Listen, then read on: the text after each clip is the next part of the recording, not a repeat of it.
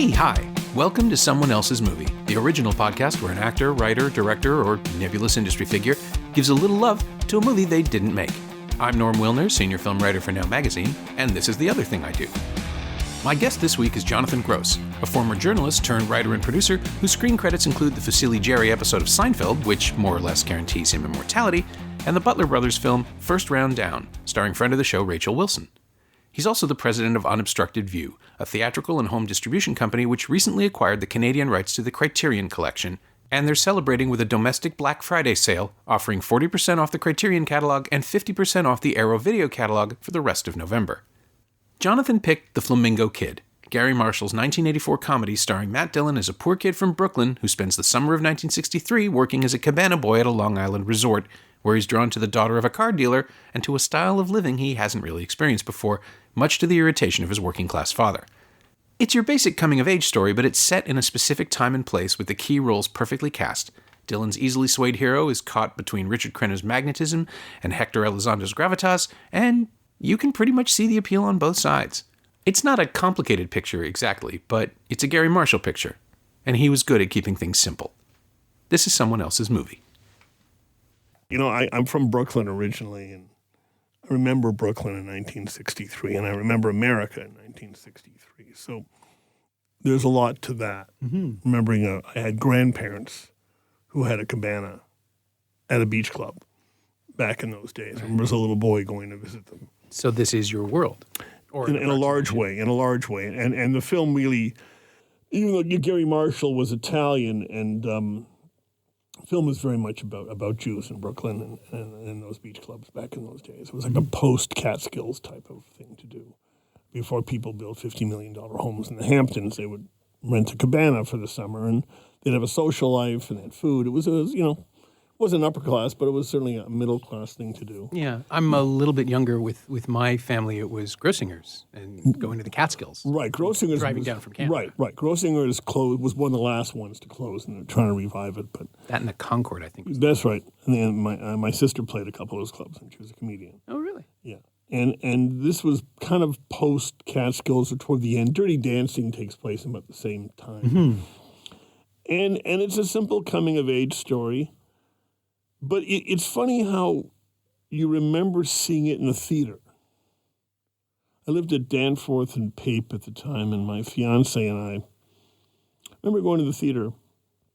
And there was a Cineplex 2-screen place at Danforth and Pape for a while. Oh, yeah. You literally walk from my place a half a block and see the film. And for some reason, I had extremely conscious moment of remembering that experience. And when you get older, you remember not so much the films, but the actual experience of seeing the films. You remember first time I saw Annie Hall, first time I saw Apocalypse Now, and a bunch of other movies. Mm-hmm. Who you were with, where you saw yeah, them. And my she passed away last year, my wife. She was my ex-wife at the time. But we always had this thing up our line in the film about Larry's Fish House, which is the closing scene. It takes place in Queens or Sheepshead Bay or something. And the Larry's Fish House, any fish you wish. And we always had that in a Brooklyn accent, and we talked about that. And that was something for me. And something else happened to me many years ago. My sister passed away in L.A., and she was friends with a woman who was very close to Garry Marshall. And I was having a horrible time cleaning out my sister's house by myself. It was terrible. He says, why don't you take a break and let's go to Gary's house, and you'll play a couple of hours of tennis with Garry, and you can schmooze with him. And it proved he was more than the kind of terrific guy people said he was terrific. He was just a wonderful guy, and we sat and talked about Flamingo Kid, and we talked about the first season and a half of Happy Days, the one camera, and he says, you're very knowledgeable. And I wasn't on my game tennis-wise, but he was a good guy, and we had a great time. So it all weaves in, and when you watch films now, I put the film on a couple of days ago to prep for this, and you have this kind of bittersweet feeling for it. You're bittersweet for so many reasons about America that no longer exists, for people that no longer exist. And as I watch it now, it's like when you watch Annie Hall. When I watched Annie Hall when it first came out, I was a young kid, and I laughed my way through it, and it's still my favorite movie. And there's a scene in the movie where he goes back to visit his old relatives in Brooklyn. And he's standing there mocking them because they're all very simple Brooklyn Jews. And when you watch the movie the first time, you're laughing with them. Look at these people. Now you watch it, you cry because you miss those people. Right. So in my latest watching of the film, what struck me most was Hector Elizondo, who's a favorite of Garry Marshall's and he's in a lot of films, and how people like Hector Elizondo's character don't exist anymore. Hardworking guy, fought in the war, proud plumber, good father, values, trying to raise his kid with some sense of himself and the world, and the kid rebels because he gets caught up in the flashiness of Richard Crenna. It's a great character. Sure.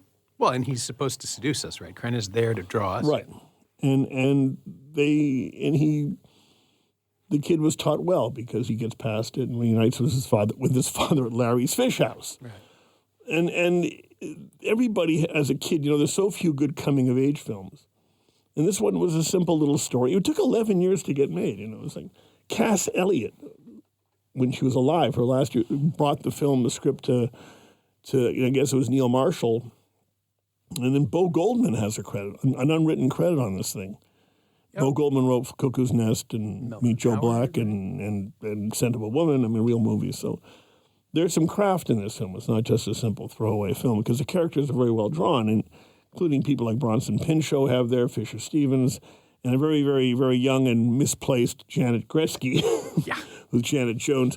Doesn't quite pull the ethnic thing off, but that was her first role. Yeah, and just, everybody associated her with Police Academy. She was in that, and it was news because she was already dating Gretzky, right? Or maybe they were already Police Academy is after this. This was introducing Janet Jones. I know. I remember people thinking, oh, she's amazing. It's like, well, I remember her from Flamingo Kid. Right. So she's not, this isn't the first, it's the first time anyone paid attention to her. That's right. And I think it was also the first PG-13 film. It was. Technically, it was. But it didn't come out until 5 others came out, but it was the first PG-13 film. It surprised me researching this a little to find out that the first PG-13 movie was Red Dawn of all things. That's right. Swayze film, isn't it?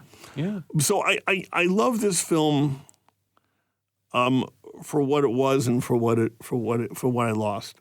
Mm-hmm. And I watch it like my sister and I used to have a ritual every spring of watching a film called Palm Springs Weekend. Troy Donahue. It's Warner's answer to the AI beach movies, and they'd run it on Channel 7 in Buffalo every spring because of spring break, and it was a stupid little film, but we did that. And when I watch the film now, I remember watching that film. So when it comes to this film, I love the film. Period. I love the gin. I love Matt Dillon is flat out fabulous. He was 19 years old when he shot the film. He was the right age. He showed up. He did the work. I once did a kids' TV show as a producer in New York with Chris Makepeace. Oh, yeah. And Makepeace had done My Bodyguard with Dillon. And Makepeace at the time did the best Matt Dillon impression of anybody I'd ever seen. Dillon is an iconic type of guy. He really, he's had a long career, and this was the beginning of his career. He was great. So I bought into it, and there's a subtext there about Fisher Stevens and those guys coming up in the convertible and getting him out to the beach club. It's seeing the transition in Brooklyn, people living in Brooklyn and then moving out to the island and the new prosperity and things like that. So there's a lot of subtle things in it. And again, the beach club was undeniably Jewish, but since Garry Marshall was Italian, he had an Italian character in there playing cards, and it had an ethnicity to it that was very appealing. Mm-hmm. So it still delights me that Garry Marshall spent his entire career being mistaken for a Jewish guy from the Bronx. Right. It's indistinguishable, ultimately. Yeah. Like, the accent is the accent. He a wonderful man. He financed I lived in L.A. for a while, and he financed a theater called The Falcon, which was across from Bob's Big Boy on Riverside in Toluca Lake. And it was a 99-seat theater, so it was non-union. So big stars would come in and do plays, and it's a wonderful place to go. They just changed it after he passed away to the Garry Marshall. Oh, that's... And was a wonderful man. Yeah. I only met him much later in life. I did the press junket for New Year's Eve. Right, he did that. In L.A., which was one of his ensemble holiday anthology things. And he clearly just knocked it out. He wasn't really putting much effort into it. But he seemed to take so much pleasure in the performance of being Garry Marshall at that point. Oh, really? He'd been doing the TV appearances, and ever since Murphy Brown, I guess, when it started to really form around him that he could be an actor as well. And he relished this whole I don't even know how to explain it. He played himself in on bongos. He and Hector Elizondo both came out first before anybody else. With bongos? Each of them set up bongos. And started to play and introduced everybody else from the film as they came in. Oh, that's wonderful. The press conference. That's wonderful. And, the mood of the room was up, and it was sweet and funny and charming, and I really hated the film. But in that moment, I could sort of glimpse what people liked about Garry Marshall, which is that he really has no, like he is a journeyman. He goes from script to script, picture to picture. He makes movies he wants to make, and something about that. There's a weird purity in the drift. Here's what you said just before: sweet, funny, and charming. I think you said, and charming is a word you don't hear ascribed to too many films anymore. Or people. Hell yeah. Yeah. So we live in a world without charm.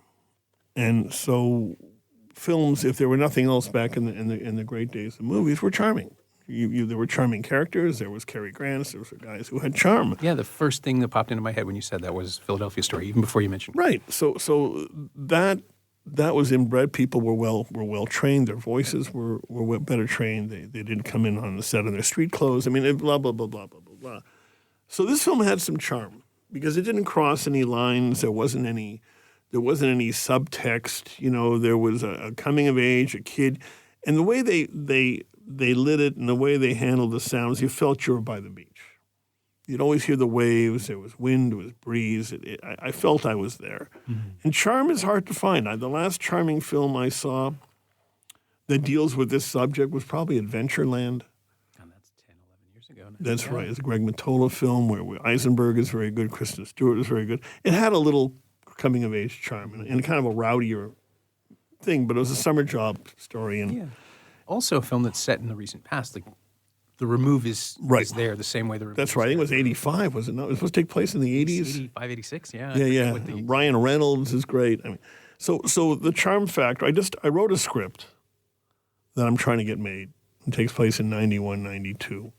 I'm getting some good reads. It's on the same kind of tack. It relates to what we're talking about. So Rob Siegel's a friend of ours, and he wrote The Wrestler. And he read the script, and he said, if Paul Mazursky was alive today, so they're not making movies like this anymore. I was going to say that's exactly. Who even knows who Paul Mazursky is outside of you and me and maybe a few of your listeners? Oh God, I hope so. So that's 248 episodes. No one's picked a Paul Mazursky movie yet. Just putting that out there. Really? Yeah. Wow. Anyone's listening. There's a few of them, too. The die is cast, yeah. So that's kind of what appeals to me is kind of the charm. There's a black character in the film. He's one of the card jockeys, but it's treated in kind of okay, great. He's part of, there's no statements, there's no nothing. He's getting a scholarship to play ball. He loses all his money in the track. By the way, John Turturro has a small role in the track piece. They get into a fight like guys. And It doesn't. It's not one of these things that you can come out and say it's not politically correct or something like that. It still works on a family basis, and the power of family. And Elizondo and Dillon are terrific, and Krena's fabulous. And Krena's wife is what's her name? Jessica Walter. Jessica Walter, yeah, who looks terrific in a bikini, and she's wearing a bikini for most of the things. She's 42 years old. So and they all take place at this club where people would sit the whole day. Mm. They'd have food. They had cha-cha lessons, but the other thing I want to reference is, again, it was 1963. Yeah. And that might have been the last summer of America. Before the Beatles, before Kennedy. And it was purposely done that year. Same way American Graffiti, I think, was 62, was it not? Yep. It's about the kind of the creeping loss of innocence. That's right. The loss of that America, that post-war America, where everyone might was right. I mean, Mickey Mantle, and there's always Yankee games playing in the background. And that's important to note because people seem to be living with a lot less gravitas.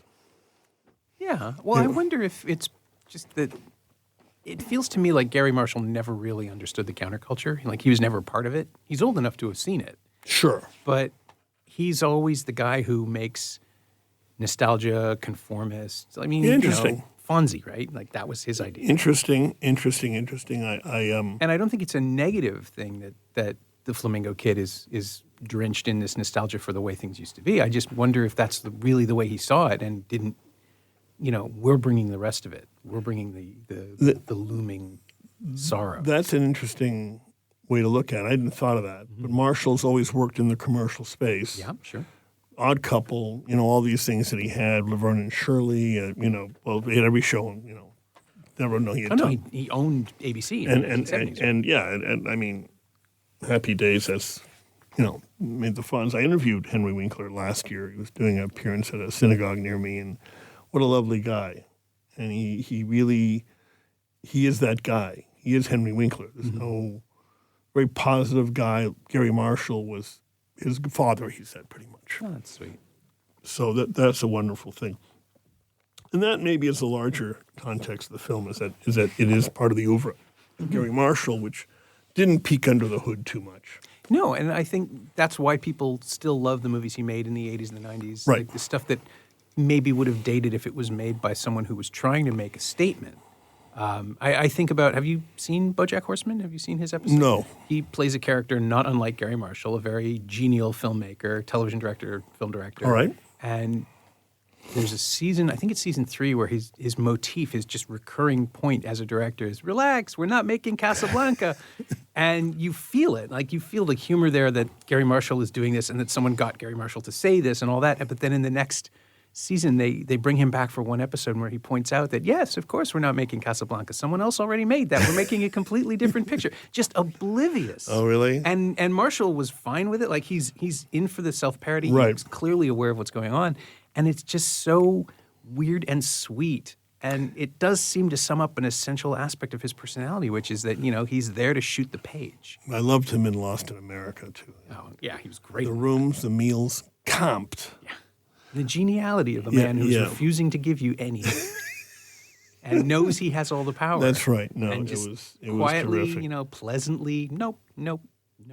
But like I said, you needed guys like that because I at my age, I find entertainment not that very entertaining. And it was Regis Philbin who said this at the end of the Dean Martin infomercial, back when entertainment was entertaining. Yeah, it's still there. You just I am not entertained, and maybe I'll go see some live theater.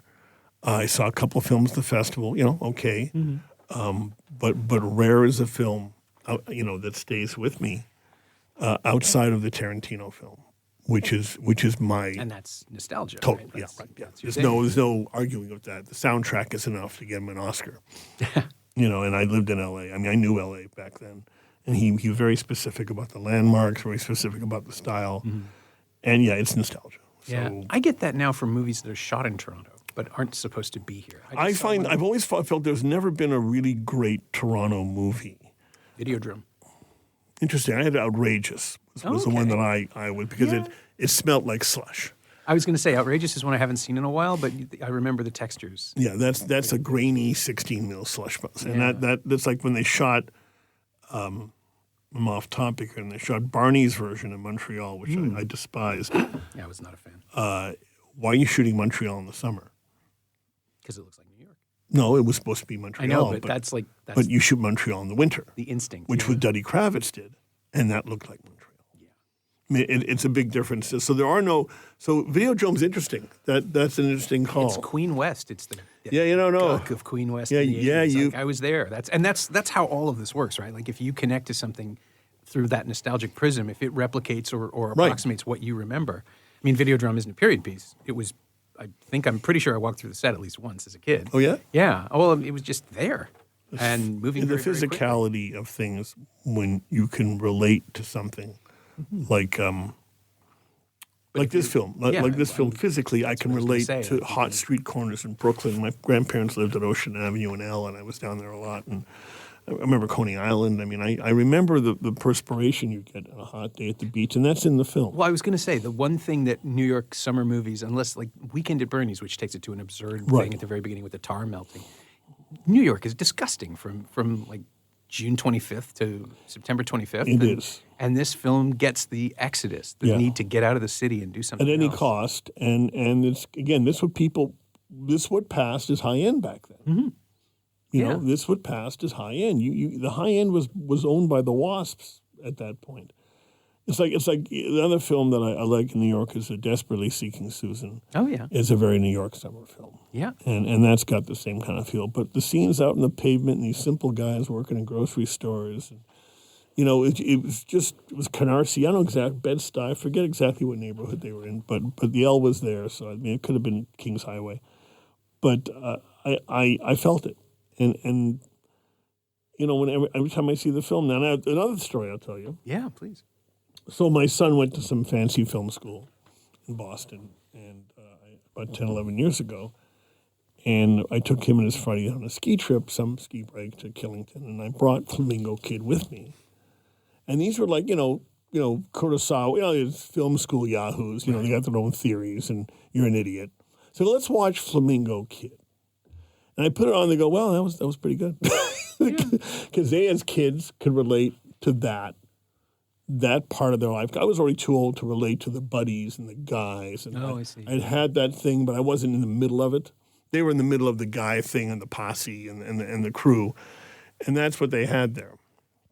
And I thought that was great that my son could relate to a film like Flamingo Kid. Well, this is what I mean. Like if it's not so engaged with the minutiae of the detail, I'm imagining a contemporary remake where it spends 10 minutes on the politics of the club before you right, get in the door. Right, exactly right. But by just kind of showing up and getting into it, you allow people to bond with whatever aspect of the film that they took the camera inside. You could feel what was going on. They were playing the cha-cha music. They were supposed to be making a stage play of Flamingo Kid. Really?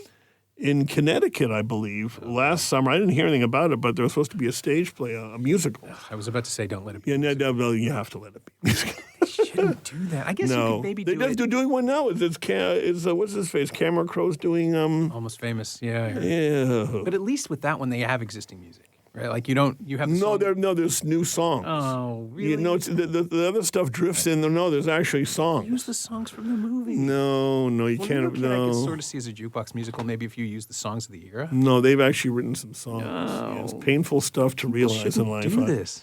I'm upset that Spielberg's doing West Side Story. I mean, I don't see the point of that. I'm glad we're on the same page here.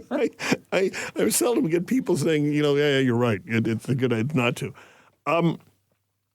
So if you look at, how you grew up and the visceral connection to a film, you can almost bypass a lot of things. Sure. Oh, of course. There's a lot of films that aren't the greatest, but you love because, well, that was me.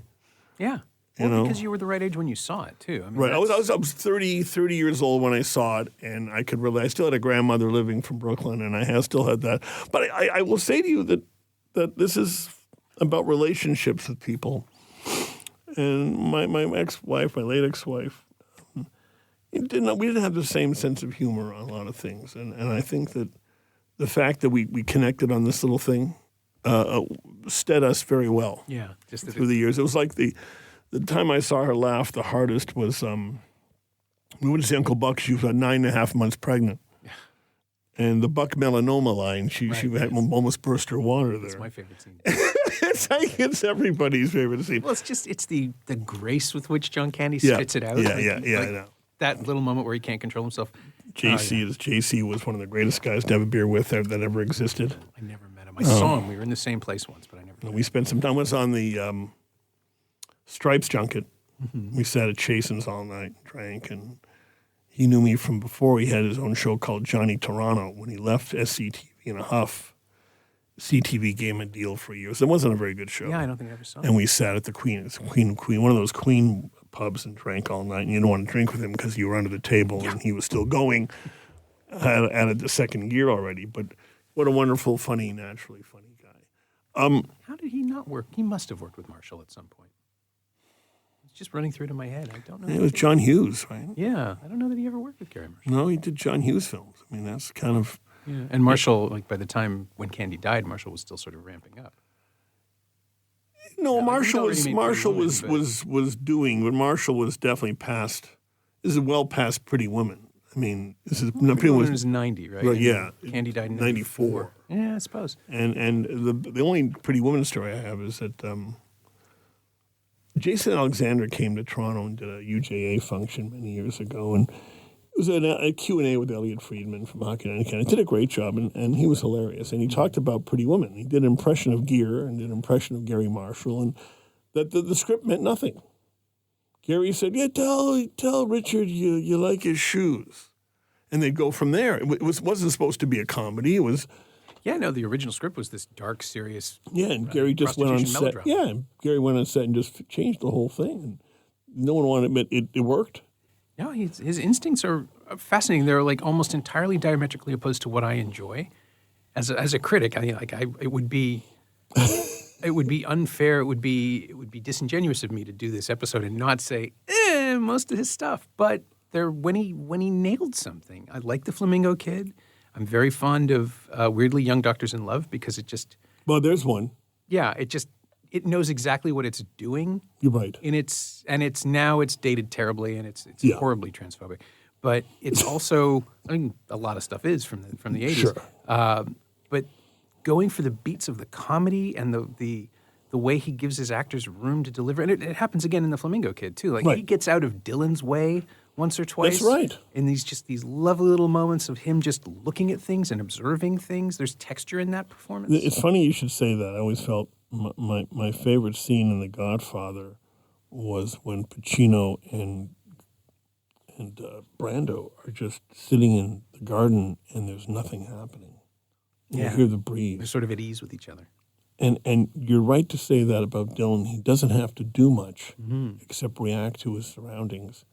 And other directors might have pushed him to go harder, to go bigger. But the point in the film where he's doing the acting is when he sees Big Sid sitting behind the other guy and he dials into the cheating. Mm-hmm. And that goes on for today. You would never go on that long. Yeah. it's a minute. He's sitting there figuring out what Big Sid signs are, and he's doing this. It's perfect. Yeah. Now it's Good Will Hunting, right? Yeah. Like now it would have to be a whole thing with flashy editing and imagery. But you'd have to have someone yelling at each other or something. Yeah. They wouldn't let it go on. Yeah, it's just the Kuleshov effect, right? Shot reaction. Right. He's just taking it all in. And he does it in a subtle way with the squinting, and he figures it out. And the whole film changes at that point. Yeah. And of course it sets him up to figure out the bigger con at the end, to see through Krenna. Right. And see that Krenna's, and he says at the end, can't cheat your friends, Mr. Brody. Phil, or so calls him Phil. You can't cheat your friends, Phil. And that's he goes over to Larry's Fish House. Yeah. We all wish we had that. Like I always said, I wish I had a father like Hector Elizondo. I had a great dad and no big dish. He's still around. He's 95, but it seemed he had a discipline to him that you don't see in men today, and a pride in his work. And I just don't come across that too much. The guy and the fact that Dillon wore his dog tags from probably World War II. That was a big subtext in the Tarantino film that Brad Pitt been a war hero. Yeah, they'd seen the service, yeah. And we don't even see those people today.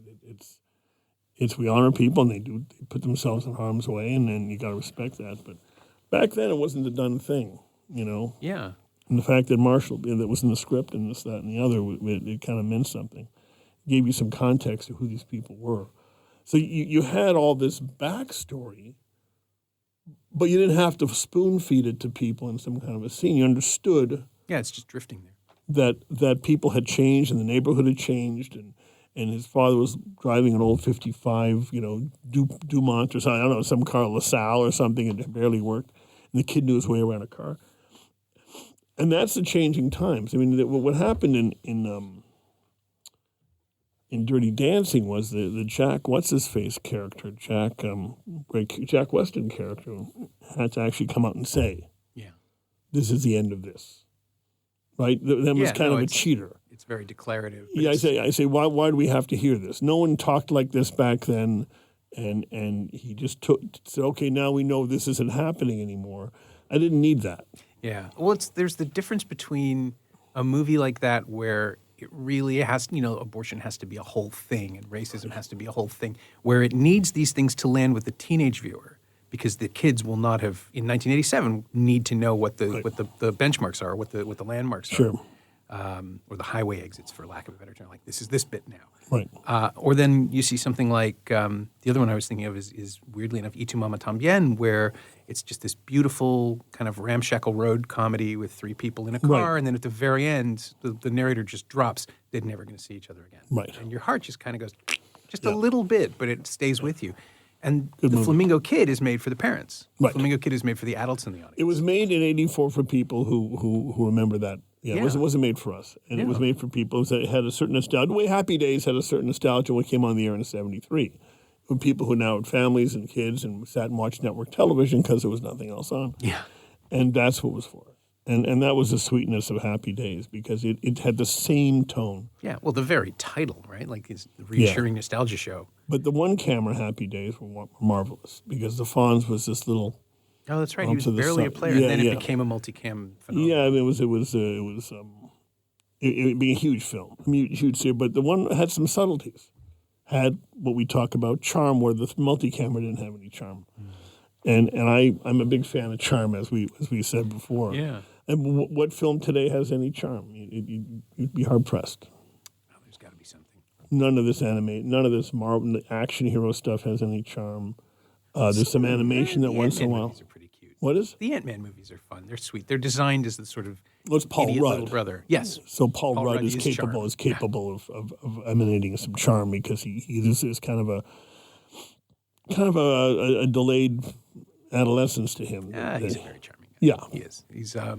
He's challenging it in interesting ways too as an actor, I think. Which is no, I'll give you that. But I mean, it's true. I'm stretching for an example there. Shazam is charming. Shazam is adorable. It's about a little boy who gets to turn into a sack robot and beat people. But who's that for? Not for us. No.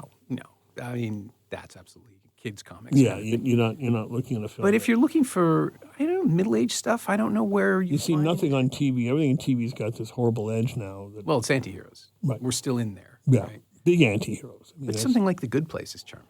That's a show I'll fight for. Yeah, I think it's going off the air. It is. It's finished 4 seasons and out. That was the plan, apparently, and I will hate to lose it because it's doing just the idea that there is a charming, funny, inspired comedy about philosophy and the core of the show over and over again is what we owe to each other. Right, and Danson's great. He's great, but the idea that someone would make a show that engages with that stuff and also has Blake Bortles jokes. Right, and they tried to do that with This Is Us a little bit. Oh, yeah? They tried to create a little bit of charm there, a little bit of place. I mean, that for the first season I thought was terrific. I have to admit I've sort of drifted away from it. Yeah, I did after the first season too, but it had a little something going on. But that's, in coming of age these days usually involves some sort of, sexual awakening and whatever it is. And it's you get things, which is a good movie, Call Me By Your Name and things like that. Different kind of. Also nostalgic, right? Set in the 80s. Removed. Set in the 80s, had some characters to it and definitely looked good. I'm trying to think of a modern coming-of-age movie that doesn't back away from the era. It's like the moment that it's made. Madeline's Madeline last year, a little film that nobody saw. Right. Josephine Decker's movie. It takes place when? Present day. Oh, yeah? Set in New York, and it's about a 16-year-old actress. Well, she's not an actress. She wants to be an actress. She is. She's a natural. But this amazing actor named Helena Howard who gets cast in a sort of theater school, experimental theater production that Molly Parker is running. Oh, really? Yeah. Always liked her. Barely Got Released is one of the best films I saw last year. I'll have to look it up. Yeah. And the coming of age is almost incidental. It's really, in this case, it's not about an awakening. It's more about disillusionment and learning that you can't trust adults. But, I mean, so is this. So is the Flamingo Kid, right? That's the whole base of it all. Yeah. I like Me and Earl and the Dying Girl. That had something a little bit going on with it. What you're seeing in a lot of these films, especially Adventureland too, is the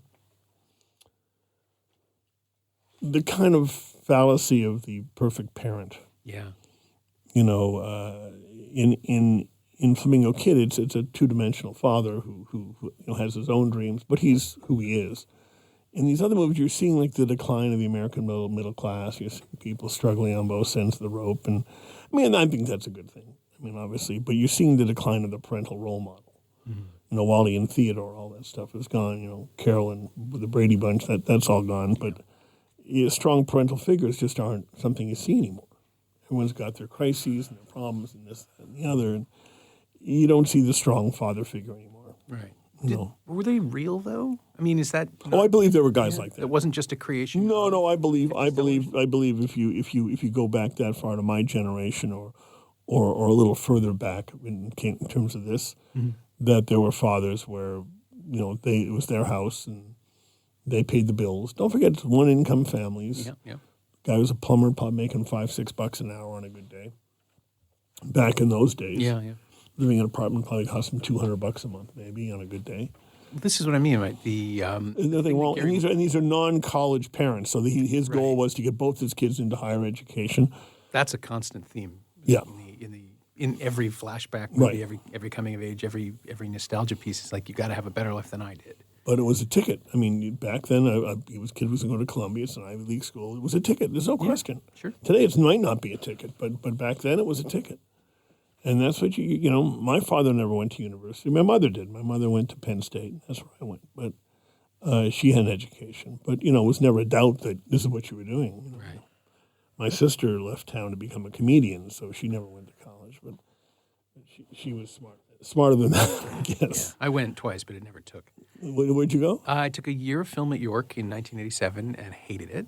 And it was not a good program then. It is apparently much, much better now. It's turning out some tremendous talent. Good. But when I was there, some people came through it, dear friends of mine, actually. Some of them actually work in the industry, but it was not for me. And then I went to Ryerson for journalism in 1990, was there for a year, and was offered a column at the Star, and my profs just said, take it, go do that. I think that's kind of, I graduated and I got into Ryerson or Carleton, one of the two, I forget. I already had a full-time job, so what's the point? I had a job at a paper, so what am I going to do? Yeah, no. That's the ultimate goal, to go to noodle around academic theories about journalism. No, I got a job, I'll learn. Yeah, that's what my... And that was the point of Jeffrey getting the job at the club. He's made cabana boy. I picked it up. Yeah. You make connections. He knew how to make tips, and he knew how to do it. It was fun. Everybody had that. Didn't you have a job like that when you were a kid? No, nothing like that. I worked at a video store, a couple of video stores, and a camera store. All of these things are gone now. Yeah, I worked as a camp counselor when I was 16. I wasn't very good at it, and then I wished a lot of my friends were counselors for years, and I never worked in a group until I got my job at the newspaper. My summers were kind of a little sketchy, but I remember that summer as a counselor, and it was quite terrific. Yeah, it was a fun summer, a great bunch of people, and it was exactly the same tone. Yeah, social circle expands. Right, just around. Right, there were girls. Yeah. It was 8 weeks. You live with a bunch of great guys. It was a lot of fun. So that's the summation of your life. If you tell your life through movies. This is one of the movies. This one, Meatballs, I went to that camp for a bunch of years, and when I was a journalist at the newspaper, I interviewed everybody possibly connected with the film. My editor said, stop with the meatballs. But I went the following year. I was at White Pine the next year in 1980. Right, because they shot it in 78. 79. No, it came out in 79. Oh, then that's when I went to White Pine? Because they took us to see the film in a theater. So it was in 79. Halliburton. It was 79. Okay, so then it was 78 that was the year I got my job at the paper. Oh. And they sent me out for, first time I was a full-time entertainment guy. It was 40 years ago. Wow. And they sent me out for lunch with Pauline Kael. How did that go? Not good. So she said, what was your favorite movie? And I said, Meatballs. She goes, you might be the wrong person to be talking to me. Oh, good God. And she was very bright, very classy. And we had lunch, and don't know why George Anthony sent me out for lunch with her, but I was a sacrificial lamb. I was a sacrificial lamb a few times in this paper. Were they courting her for something? I mean, no, George just didn't want to get involved. I mean, George was the film critic, and he didn't have his approach to film was very much unlike Pauline Kael's. Yeah. At that newspaper, that just magnified the difference, and he didn't want to get engaged in like auteur theory with her. He said, put this punk kid in, and maybe I'll have a better perspective on it. No, I didn't. I did not. I never had that kind of taste in film. I think the first interview I ever did was with Fassbinder's muse, Hannah Shigula. Yeah, first interview I ever did. Took her out for lunch. I had no idea what. And I liked Fassbinder, but I didn't have any kind of. They used to send me to these things. Yeah, and to those of you listening who cannot conceive of a time when people would take people for lunch for an interview, I did a few of those as well, and they were always really interesting, even when the... Yeah, but you're more, and even though I'm in the film business and this, you're a much more knowledgeable film guy. You are a film, but you're a filmic guy. You can sit through screenings and go through this. And my history in film, like as a reporter, was I went on a few junkets, but the sense I could stomach and people that I knew. Oh, junkets are horrible. And I reviewed a couple of films in my life, but I was a rock critic, so I was always into the visceral sense of a live show. And so my favorite movies are very visceral.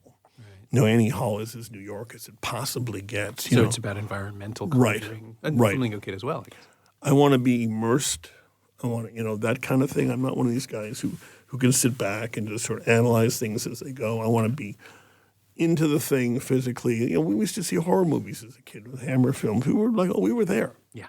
And don't forget, you lived at home, and you're younger than me, but back in the day, you had a black and white TV. Until I was 12, 13 years old, for sure, we had black and white TV.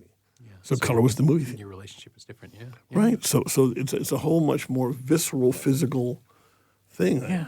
By the time I was 20, I had a Laserdisc player and a small color television set. Right. And we just didn't have that. And we were in the business of going to films. Even when I moved to L.A. and I had a Writers Guild card, which meant you got in free during we went to movies all the time. Yeah. Because I liked going out. I liked being part of a group. I was part of the whole thing. I don't remember the crowd at that theater then. I think it was pretty thin. But the film grossed like $33 million. Yeah, no. So it was a good number. It was his second feature, I want to say, and his first real hit. Yeah, it was struggled. Yeah, this was a good number. So film obviously hit a chord with a lot of people, which is... Otherwise, you wouldn't have me on the show or the podcast. Well, I did want to ask. I mean, the other reason you are here is because you're, as the president of Unobstructed View, right. you just announced that you have the Criterion Collection. Yes, we do. So, are you going to start lobbying to get the Flamingo Kid into the Criterion Collection? No, I'm first thing I'm lobbying for is in like Flint. And our man Flint. Yeah, that's never good. Well, I was going to say that'll never happen, but they did just release the Valley of the Dolls films, didn't they? The classics. Could do a 60s thing there. Yeah, you could, absolutely. I don't think anything is beyond the point. Flamingo Kid restored. Yeah, I mean, you could do that. I think when you go to talk to the Criterion people, and they're lovely people. They are. I've known them for 30 They're lovely people, but they're serious about what they do. This is not a sidebar. I've noticed that in some of the cultier film companies I work with, Kino Lorber, Film Movement in the U.S., Menemsha, these guys are fairly serious about what they do. I mean, they're fairly into the films, and they show up with a point of view. And when they restore a film, they restore a film. Yeah. Well, I mean, I think at this point you don't get into this business unless you love it so much that you can't imagine any other life. There's no 25-year-old salesman selling DVDs. I just hired a guy who's in his 50s. He's a lovely guy, but he knows his movies. Right. He knows his horror. He knows his films. So Criterion is to me the gold standard. Oh, always was, always will be, and you're seeing that people who are into film and want to collect pristine copies and pristine versions of them, you can't get them online. You can't. I mean, Criterion has it SVOD site, which is great. The channel now. Yeah. The channel's great, but outside of that, you can't count on a lot of these places anymore. Netflix is not in that business anymore. No. The Disney business will not include a lot of this stuff. The Warner channel might include some Warner stuff, but it won't be that wide. Yeah, I was amazed. Just last month, somebody asked if I knew where they could find all that jazz, and it's only on disc. Right. It's not streaming, or it wasn't a month ago. A lot of guys. We deal with some obscure labels in the U.S., and they take pride in the fact that it's not available on any other platform. I think Suspiria, the one that came out from Synapse that we put out, is not available anywhere else. I can't imagine. No. The Changeling that came out from Severin that did a huge number is only available on. We're trying to get the rights for TV up here, but we can't. Uh-huh. That was a restoration. It did 40,000 Blu-rays out of the box. Mm-hmm. So there are people. We had a booth at Fan Expo, and people would come by and say, "Yeah, I got 10,000 DVDs." Yeah. So there's a collectability. There's an immediacy to it. There's also, a pride that people take, and they can get up in the morning and plan their day out and watch a movie. You have to worry about paying $14 a month to Netflix and shuffling through the deteriorata there. And so I think there's people. We just sold some. We have the Raptors DVD from the championship, and we used to have an account at Maple Leaf Sports. They have a gift shop there, and they sell. And the buyer said, "I don't think people buy DVDs anymore, do they?" I go, "No, that's not really the way." It's a platform that has a lot of life left in it. Yeah. And a lot of people today who see the demise of great cinema on various, digital platforms or TV platforms, they know this is the only place you're going to be able to get it. Yeah. I'm going to run a poll the week this episode comes out, a Twitter poll from the Semcast account to just find out, for the listeners who has more physical media than watches on streaming, something like that. And I suspect, if you're dealing with a film podcast, you're going to get a higher level of engagement. But I suspect it's probably something like 70-30 or even 80-20. I believe it's that number, and I believe the people that engage on the message boards and this, that, and the other, and the Twitter feeds are dissecting every new release on frame rates and this, that, and the other. It was the old thing in the Laserdisc business. Sure. People would just dissect stuff frame by frame. So there are people that we got in trouble once. We restored the Ruddles. Oh, yeah. And I made the mistake of blowing up the picture, taking it to 16:9 Oh, 4:3. oh, yeah, no. Got some nasty comments on that one, and we don't have it anymore. The license ran up, but I won't do that again. No, there was Tony Palmer's epic 15-hour BBC series of about music called All You Need Is Love from the 70s, I think, 1974, 1975. They made a big deal when, I think it was MPI that put it out. When they released it, they blew it up, they zoomed it, and then they zoomed up and down as well. So they panning and scanning it's terrible. And he insisted it was how he wanted it. It's how he would have packaged it at the time. And I was like, dude, come on, no, you shot a square, be a square. Yeah, right? It's not, 4x3, but when you start moving the frame around, we did that once on Black Like Me, and it was a little bit. It didn't. And the film isn't that important. No one cared that much, but I wouldn't do it again. Yeah, and you get to the point now where I've you see all the different Kubrick editions that come out where Tony is changing his version. Not Tony. Leon Vitali is changing his version on the story because the new technology is here. And Stanley would have been fine with this. It's like, just no, he wouldn't. Release it the way it looked. Right. Do the thing you did. Yeah.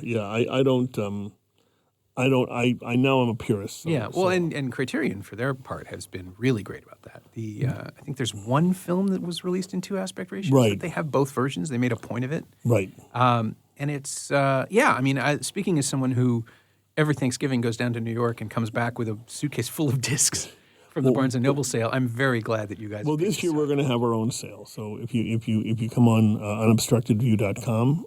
You'll see the sale. Like direct to consumer? Yeah. Nice. And then we are working with some retailers like Sunrise and Cinema One to bring prices down for that period. Excellent. Amazon will come down.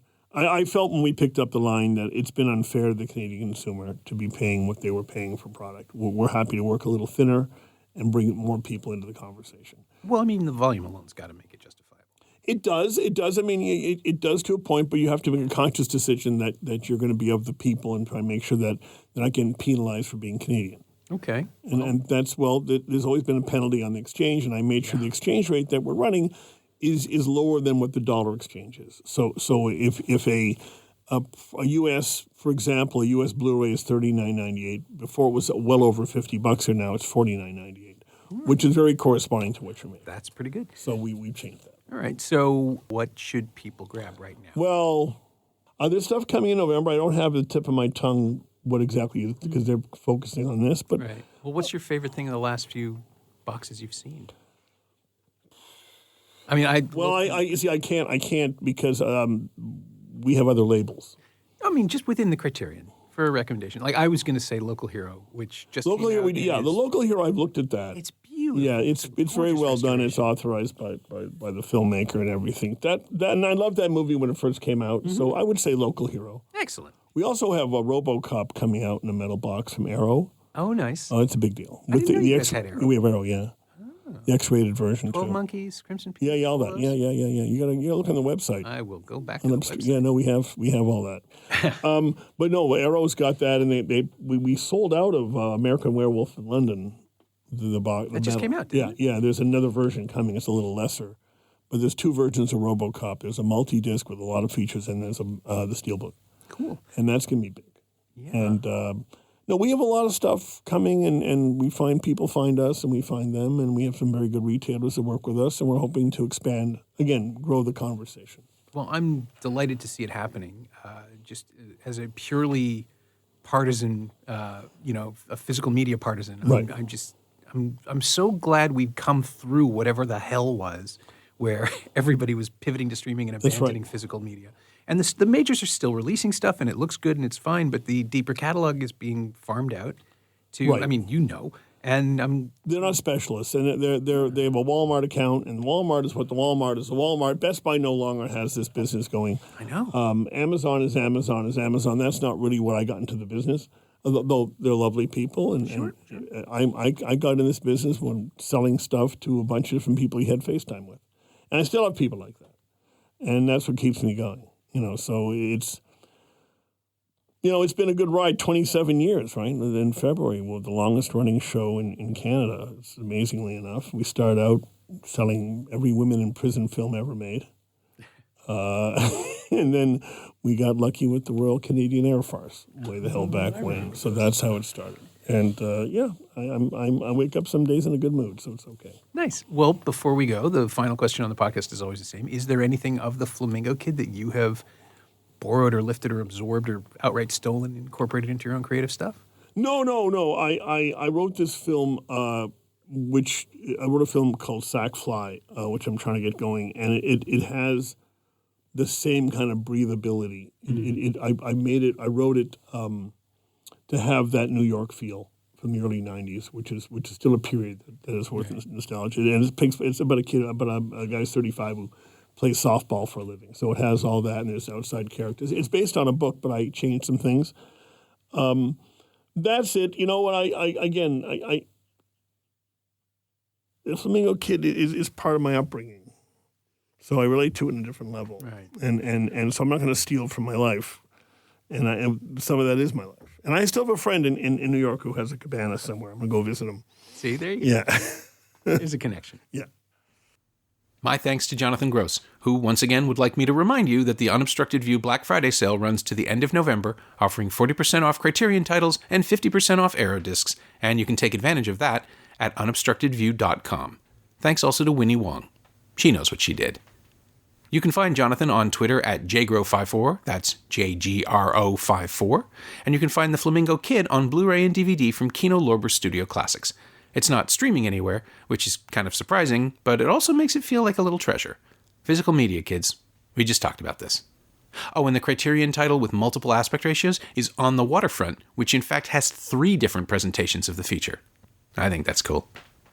As always, you can find me on Twitter at Norm Wilner and elsewhere on the internet at nowtoronto.com. You can also find this podcast on Twitter at Semcast, S-E-M-Cast, and on the web at someoneelsesmovie.com. Our shiny new theme song is by The Last Year. If you have an opinion on it or the show you've just listened to, please let us know. Leave a review on Apple Podcasts or Google Podcasts or wherever you enjoyed this episode. It would be greatly appreciated. Every little bit helps. It truly does. And check out the other shows on the Frequency Podcast Network. They're pretty good. Thanks for your support, and thanks for listening. See you next week.